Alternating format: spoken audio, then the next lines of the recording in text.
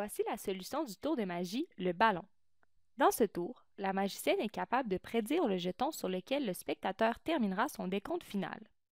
En fait, peu importe le nombre plus grand que 10 choisi par le spectateur, le jeton final sera toujours le même.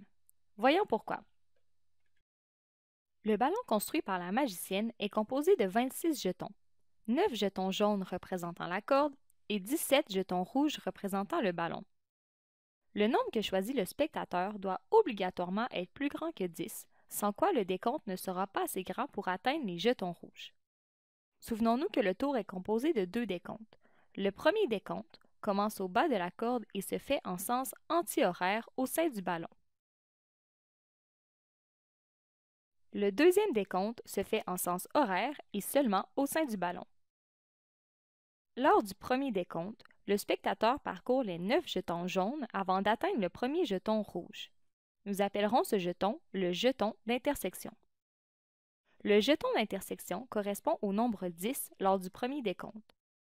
Pour finir le décompte, il ne reste alors qu'à compter le nombre de jetons correspondant à la différence entre le nombre du spectateur et le nombre 10. Nous appellerons ce nombre le complément. Par exemple, si le nombre du spectateur était 16, le complément serait égal à 6. Cela veut dire qu'au cours du premier décompte, il resterait 6 jetons à parcourir après avoir atteint le jeton d'intersection. Lors du deuxième décompte, le spectateur parcourt les mêmes jetons rouges mais en sens horaire. Pour mieux illustrer la situation, gardons l'exemple du nombre 16 et représentons en bleu les jetons parcourus au premier décompte. Remarquons que lorsque le spectateur entame son deuxième décompte, il ne compte pas le jeton sur lequel il a précédemment terminé. Nous appellerons ce jeton le dernier jeton. Remarquons aussi que le spectateur devra parcourir le même nombre de jetons qu'à la première étape puisque les 2 décomptes sont associés au même nombre. Ainsi, avant que le spectateur n'atteigne le jeton d'intersection, il a compté un jeton de moins que le complément de son nombre. On peut ainsi déduire qu'il ne lui reste que 11 jetons à compter, soit un jeton correspondant au jeton d'intersection, 9 jetons correspondant au jeton de la corde et un jeton correspondant au dernier jeton.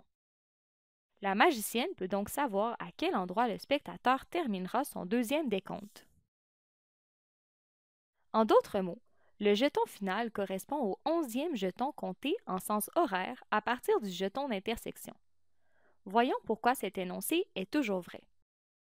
Au deuxième décompte, lorsque le spectateur atteint le jeton précédant le jeton d'intersection, il a toujours compté un nombre équivalent à son complément moins 1 puisqu'il est repassé sur tous les jetons du complément sauf le dernier jeton.